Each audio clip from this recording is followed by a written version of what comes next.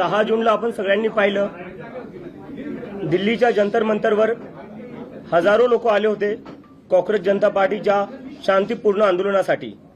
याच्यावरून एक गोष्ट सिद्ध झालेली आहे आता की या देशाचा जो तरुण आहे, जो युथ आहे, तो आता घाबरणार नाहीये, तो आता मागे सरकणार नाहीये।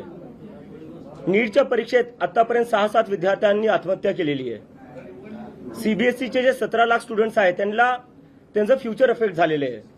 एसएससी जीडीचे अजून 16 लाख स्टुडंट्स आहेत, त्यांचं फ्युचर अफेक्ट झालेलं आहे। असं एकंदरीत पाहिलं तर आपण एसएससी जीडी, नीट, सीबीएसई आणि सीयूईटी हे स्टुडंट जर बघायला गेलं तर 1 करोडपेक्षा जास्त स्टुडंट्सचे फ्युचर अफेक्ट झालेलं आहे। तरीही याची जिम्मेदारी घ्यायला कोणी तयार नाहीये। त्यासाठी आम्ही 6 जूनला जंतर मंतरवर आंदोलन केलं होतं आणि आम्ही डिमांड केली आहे की धर्मेंद्र प्रधान यांनी तुरंत रेजिग्नेशन दिलं पाहिजे, कारण की जिम्मेदारी घ्यावं लागलं। देशातले 5-6 स्टुडंट जे उद्या जाऊन डॉक्टर बनले असते, ज्यांनी